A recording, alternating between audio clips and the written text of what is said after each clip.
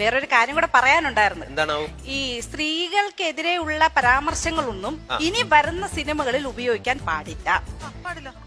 അഥവാ അങ്ങനെ ഉപയോഗിക്കുകയാണെങ്കിൽ ഞങ്ങൾ ശക്തമായ നടപടിയുമായിട്ട് മുന്നോട്ട് പോകും. അത് ഞങ്ങൾ ഐക്യകണ്ഠേന എടുത്ത തീരുമാനമാണ്. എവിടെ വെച്ചെടുത്ത തീരുമാനമാണ്? കഴിഞ്ഞ ഞായറാഴ്ച സുജയുടെ വീട്ടിൽ 4 മണിക്ക് അയൽക്കൂട്ടം കൂടിക്കൊണ്ടിരുന്നപ്പോൾ സുജയുടെ അടുക്കളയിൽ വെച്ചെടുത്ത തീരുമാനമാണ് ഞങ്ങൾ അത്.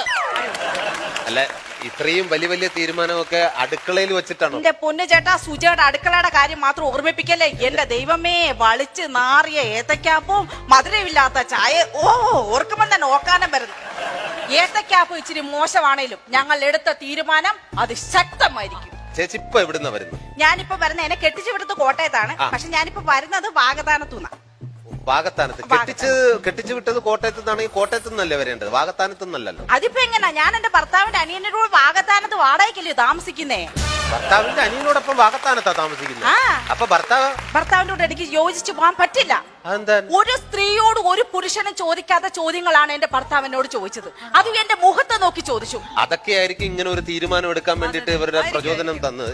എന്താണ് അദ്ദേഹം മുഖത്ത് നോക്കി ചോദിക്കാൻ പറ്റാത്ത എന്താണ് ചോദിച്ചത്? മ്ലേച്ഛമായ ചോദ്യങ്ങളാണ്, മ്ലേച്ഛമായ ആവശ്യങ്ങളായിരുന്നു അദ്ദേഹത്തിനുള്ളത്. എന്തായിരുന്നു പറയും? അദ്ദേഹം എന്നോട് പറഞ്ഞു, എനിക്ക് ഈ ഒരു പൊതുവേദിയിൽ നിന്ന് പറയാൻ പാടില്ലാത്തതാണ്. അല്ല, എന്നാലും പിന്നെ അങ്ങനെ പുരുഷന്മാരെ അത്തരത്തിൽ എന്താണ് പറഞ്ഞത് നമുക്കൊന്ന് അറിഞ്ഞാൽ കൊള്ളാം. ഏതായാലും നിങ്ങൾ നിർബന്ധിച്ച സ്ഥിതിക്ക് ഞാൻ അങ്ങ് പറഞ്ഞേക്കാം.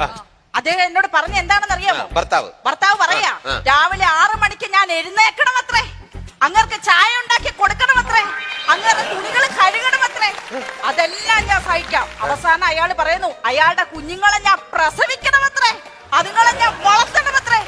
ഏതെങ്കിലും ഒരു ഭർത്താവ് ഒരു ഭാര്യയോട് ചോദിക്കാവുന്ന ചോദ്യങ്ങളാണോ ഇതൊക്കെ? അല്ല. സ്ത്രീകൾക്കെതിരെയുള്ള ഇത്തരം പരാമർശങ്ങളെ ഞങ്ങൾ തടഞ്ഞിരിക്കും. തടഞ്ഞിരിക്കാൻ നിങ്ങൾ എന്നാ കഴുത്തേലിരിക്കണ മീമുള്ളോ?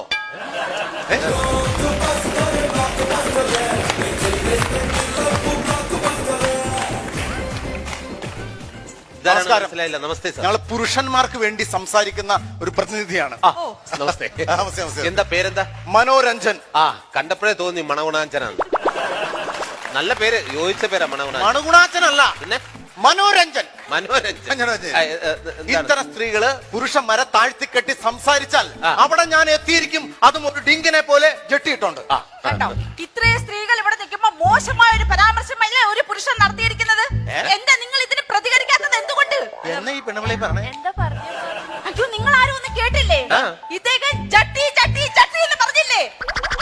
ഞാൻ ഒരു ജട്ടിയുടെ കാര്യമാണ് പറഞ്ഞു. ഒരു ജട്ടി കൂട്ടിയിട്ട് ലേലം ചെയ്യാനുള്ളൂ.